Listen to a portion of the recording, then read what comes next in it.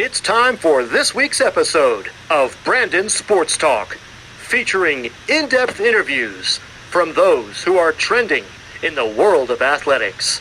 And now, here's the host of Brandon Sports Talk, Brandon Pate.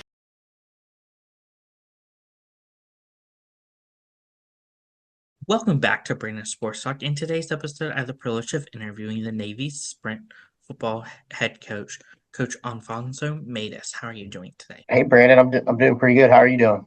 I'm doing wonderful. Can you talk about how you knew that you wanted to get started in the sport of coaching sprint football? Sure. Man, I don't know when it actually became real, but football's been a huge part of my life since I was young, high school. Even then, I think a lot of my close friends, we were pretty aware of how special the sport was and what it meant to us just growing up. Real small town, one stoplight town. Kind of one of those type of stories. Football, the town really rallied behind our sports teams. And I think we would always talk about wanting to come back and coach someday because we knew what that meant to us and knew, how much our coaches meant to us and how much we learned from them about the game of life, not just football. And honestly, I think football is really what pushed me to pursue a military career, just that type of environment, that type of brotherhood, that type of locker room, and then getting an opportunity to play here at the Naval Academy. Some of my best memories, best friendships to this day. And then,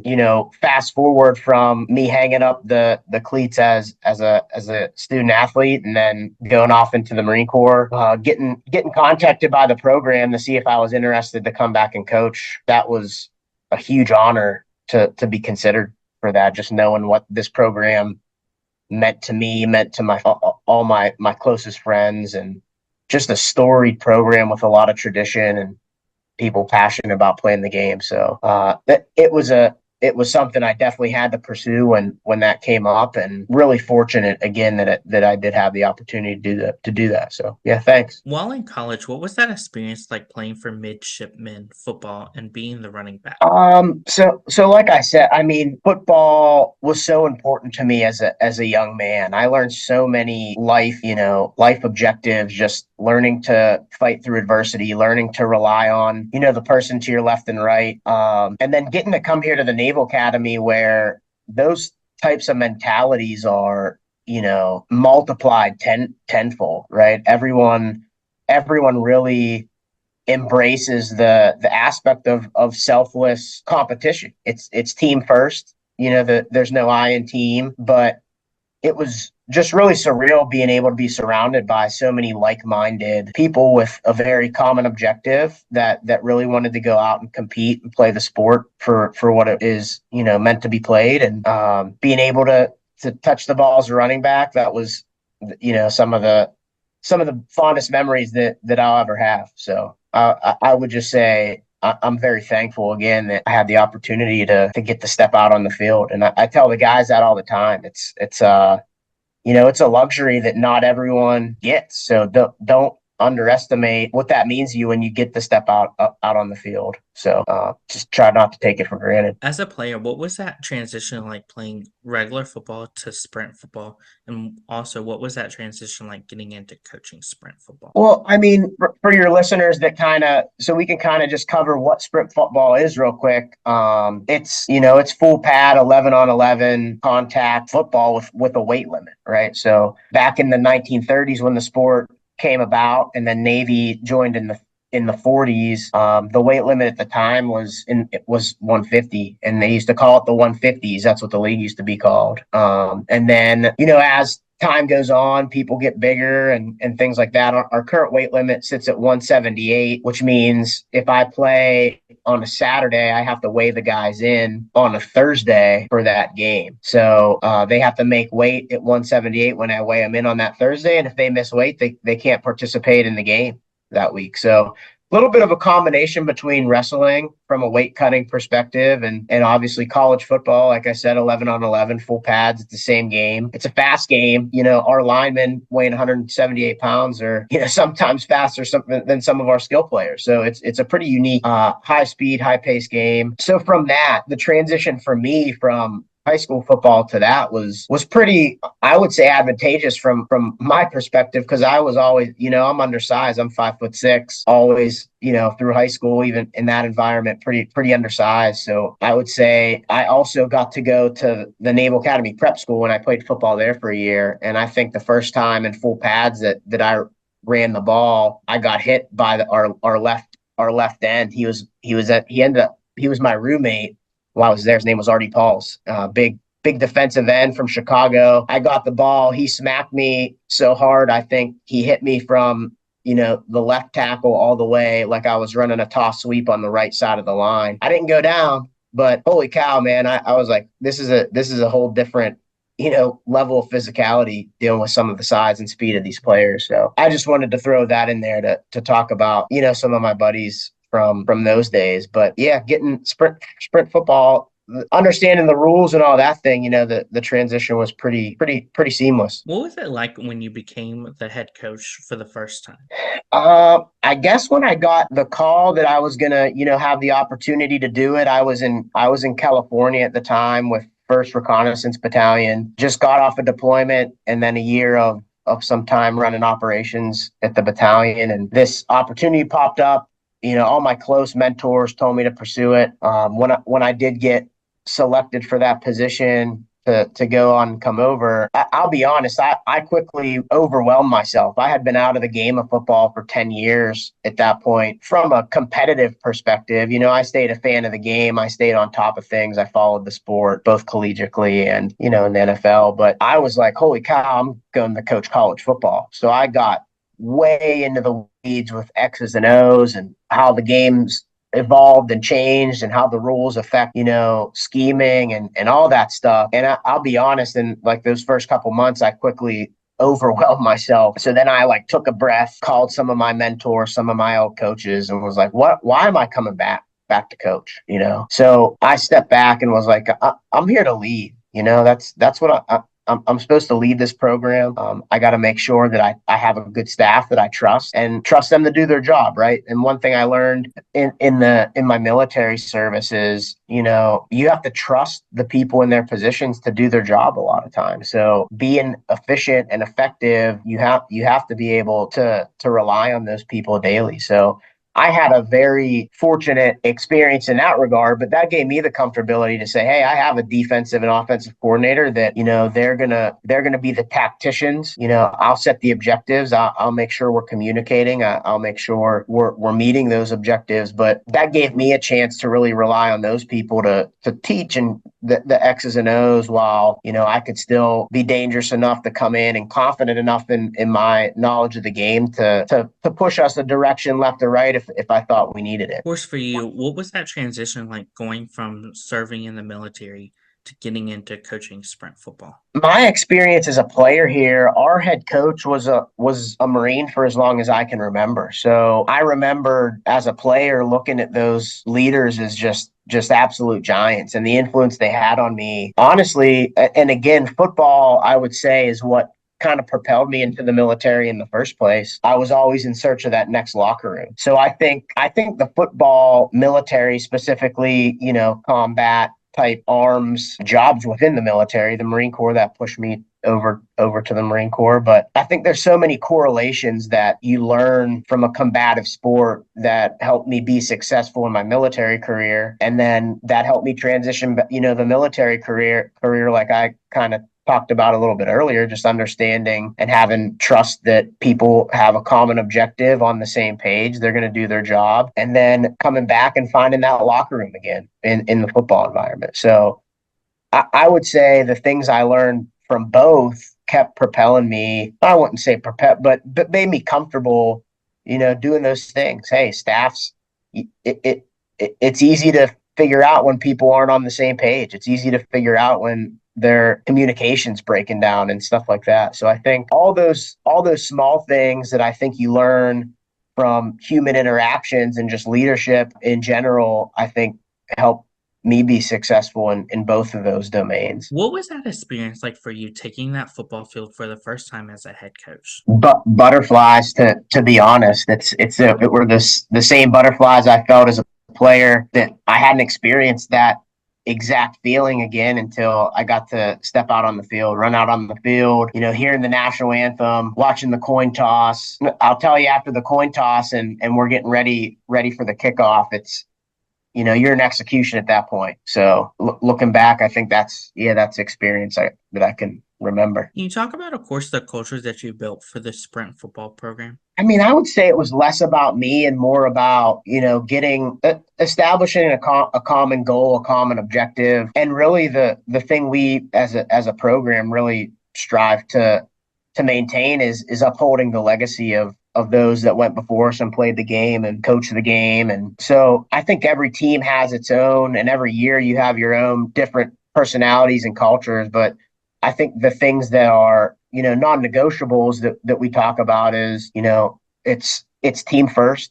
It's iron sharpens iron. It's a physical game. We pride ourselves on going out and trying to test yourself in the toughest environment. And I think those things are what we want to look forward for our future leaders, that are about to leave the Naval Academy, put on a uniform and lead men and women in our service. So what better atmosphere to do that in a combative sport like football? So I think that's really the bottom line of our culture is really priding ourselves on, competing, getting out there every day. But it's also, and I would say above all that, it's about playing for something that's more important than yourself, right? It's the team, it's the legacy, it's playing and bleeding for the guy to your left and right.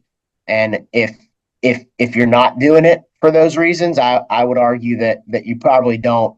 You should go find a different sport, because that's really the memory and the culture that we want to have here is to really play for someone and something bigger than, anything that is an individual goal or objective. So, yeah. What does a typical game day look like for you as a head coach for the sprint football? I mean, that changes based on home and away game routines, but I think one thing I would always try to be consistent on is having a routine. So, backing up our schedule, trying to get to the stadium the same time so we can go through that routine of pregame, everything from taping and stretching to out on the field to warm-ups. And then, you back up from there, and it's getting the guys mentally prepared. Like I said, home games, I have control of. Some of the away games can be a challenge. Sometimes you're sitting in a hotel for hours before competition, and sometimes you try to fill that space and void, but you also try to be efficient and effective with time. You don't want guys getting out of their routine and then they show up to game lethargic. So yeah, it's fun. And I think every team kind of finds their own battle rhythm, but that was the biggest thing I can think of to stay successful, is just finding consistency in whichever one of those situations you're in. Who are some of the teams in your conference that you compete against? I mean, Army obviously is the big one that comes at the beginning of every conversation. They're our biggest rival, and Coach West has done a really great job with that program. He's been there. It was really cool. I got my senior year, I played against Coach West when he was coaching over there at West Point, and then he was able to retire from the military, from the Army, and he stuck around, and he's still their head coach. So coming back and getting to see him across the field in a different environment was a pretty cool experience. The leagues, there's a lot more teams showing interest in the sport now too, from when I was here as a player. Caldwell is a tough team. They're in our conference. Penn and Cornell have been staples to the sprint football, league for a long time. Princeton used to be part of that trio. Princeton dropped out a few years back. You have teams like Mansfield up in like North Central PA.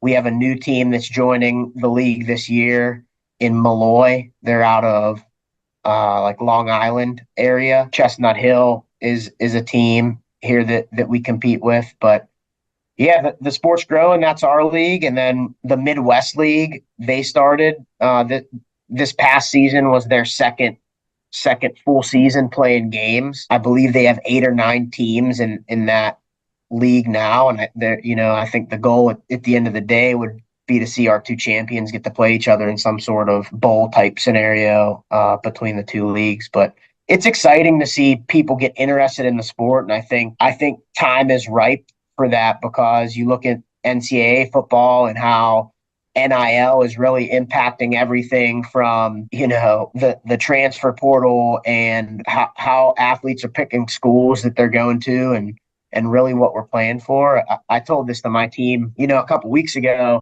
I truly think that sprint football, but and specifically our program here at Navy it's like the last place on earth that exists where the sport is played in the spirit in which the sport was, conceived, if that makes sense. It's again playing for those things that what football meant to me as a young man growing up, and the life lessons you learn about overcoming adversity and reliance on each other, team sport. I feel like you're losing that in a lot of college sports these days. What does that recruitment process look like for sprint football? And as a head coach, what do you look at in that recruiting process when looking at players? Yeah, so we're pretty unique here. I'm probably the only program in the league, in the sprint football, in the collegiate sprint football league, that doesn't actively recruit from an admissions perspective. Admissions here at the Naval Academy is really competitive. It's tough, So our program's been relatively successful. So I haven't got the ability to get a lot of help to help athletes through the admission process. So from that regard, it's 100% on them getting in on their own merit. I help them through that process of what the application looks like, and then it's a lot of internal recruiting, right? So the this place, I think the academy in general just is a magnet for the people that I think fit the mold of what a sprint football player is coming from high school, probably, knowing you don't have a future in the NFL professionally, but you don't want to hang the cleats up yet. So, and then people that want to serve. And I think there's a lot of people out there that fit those categories. So there's not for a lack of talent running around this place. Sometimes we just have to be creative in how we find it. What was that 2021 season like for you as a head coach going undefeated? It was awesome to be transparent, but I've always really prioritized the team, not scoreboards, not wins and losses in those columns. I really truly think if you get everyone on the same page and have a drive for an objective, and you're playing for things that most people can't fathom to be playing for, that the scoreboard numbers align the way they're supposed to align, and the wins and losses, come in that regard. So not that I don't care about winning. I think winning is important, but I think we're probably a team that is more defined by a team that hates to lose versus loves to win.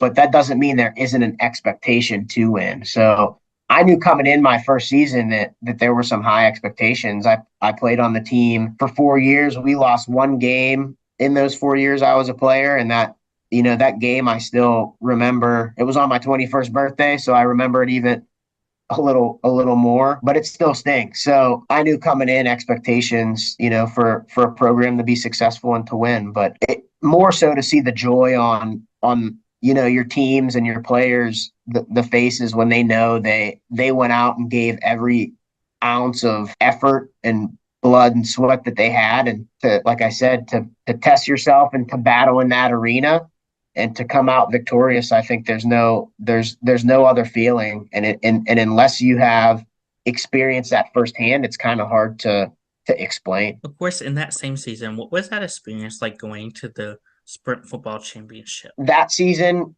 going in again against Army, that we beat them in our first match. We call that in the N-Star series. We won the N-Star in 21. And everyone always said it's really hard to beat a team twice in the same year, especially, teams that are very evenly matched.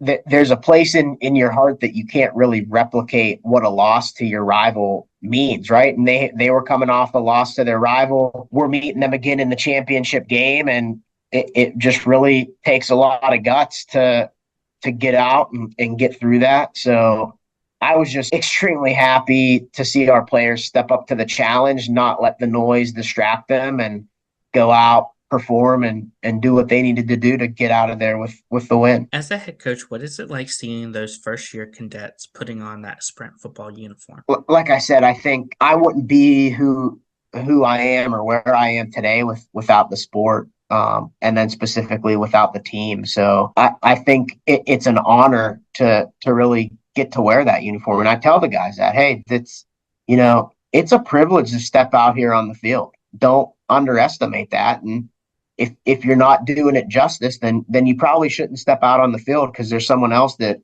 might want it a little bit more than you. So going in and getting to see them put on the game jersey for that first game of the season, I think it just means what all that hard work that went into it up to that point, just culminating to really get to show that the guys that are there doing that are still out there competing for the right reasons. And just what a great experience. Of course, for you, what is it like seeing them put on that uniform for the last time and putting on their first service uniform? Some people have some tears. Some of those tears are sad. Some are happy.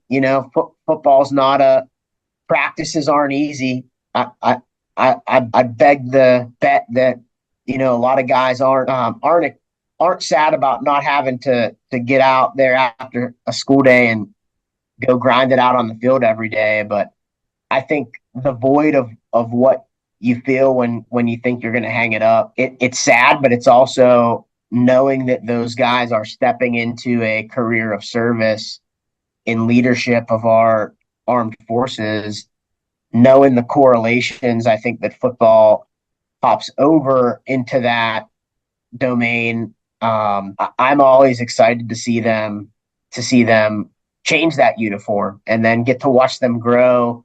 Just in my 3 years here, my senior class, I keep in touch with them.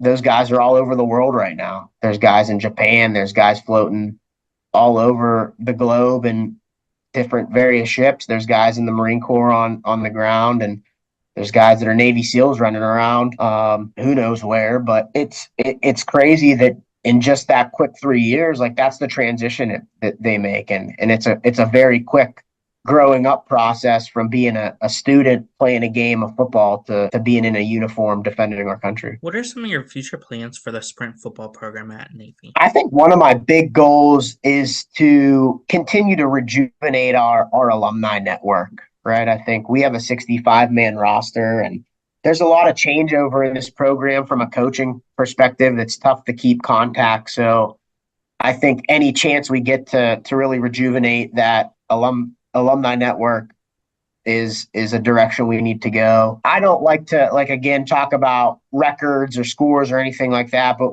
we did just win 3 championships back to back to back. So the team has a chance to do something that's only happened one other time in the Collegiate Sprint Football League history, which is go 4 wins in a row. And that happened back in the 50s. We actually spoke with a gentleman who was part of that team. He's 92 years old right now. He wrote the team a letter. It was just a really awesome gesture. But I want to see the team go out and compete, but I want them to compete for the right reasons. I don't want them playing for a championship. They should be out there playing for each other. And if they have the opportunity to test themselves again in that arena, then we want to go out there and be successful. What advice would you give those people looking to get started in sprint football and playing sprint football? Learn the sport, find out where the programs are, and then reach out to those staffs and coaches. I think like I said, I think the environment is ripe for increased awareness in the sport, especially with how, social media and all that stuff and YouTube, you can go on and kind of figure out some of the games that are out there. Everyone's streaming these days. But I would just challenge any high school student that doesn't want to end their playing career in high school to pursue college sports. And again, I think there's no better one that you're going to maintain the spirit of the game, which is sprint football. And I think, obviously I'm biased to our team, but I think all the teams and coaches do a really good job of prioritizing the student athlete experience, the player. And even from a coaching perspective, that these guys get in it because of their passion to develop young young men on and off the field. So, yeah, I would challenge any young kid that thinks he can still compete, can make 178 pounds on a game day, and to be proactive in seeking those coaches out. What advice would you give those coaches looking to build their home sprint football program and bringing it to a school? I guess the same thing I said about the players, but I think first of all those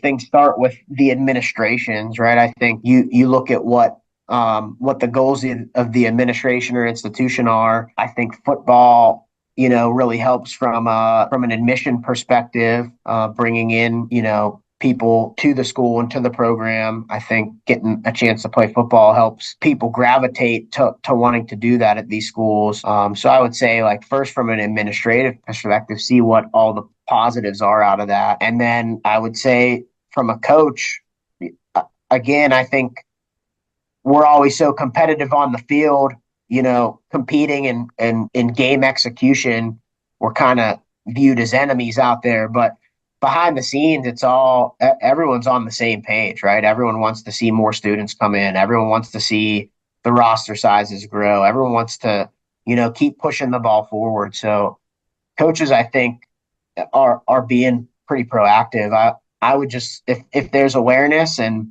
there's pockets of teams that can do some of this stuff and play a cost-effective, approach to college football, I'd say reach out to your administrations and then look at the two different leagues. Midwest League's been successful in 2 years. Collegiate sprint football has been going since the 30s. So there's some resources out there. That's great advice. Where can my listeners find the Navy Sprint football program on social media along with you at? I think if you go on YouTube and just go Navy Sprint football, you'll find probably most of our games against West Point. ESPN Plus streams a lot of our home games here at Navy Marine Corps Stadium. And then we're on Instagram, we're on social media. So Navy Sprint football on those accounts if you look it up. Thank you again, Coach, for your interview, and best luck in your future with the Navy Sprint football program. All right. Thank you, Brandon. Appreciate a chance talking to you. You can find Brandon Sports Talk on Instagram at Brandon Sports Talk, Twitter at Talk_Brandon, and you can find me on YouTube at Brandon Sports Talk. Don't forget to like, comment, and subscribe. Thank you again, Coach, for your interview, and best luck in your future. You've been watching Brandon Sports Talk. Please feel free to like, share, and subscribe to Brandon Sports Talk on social media and on YouTube.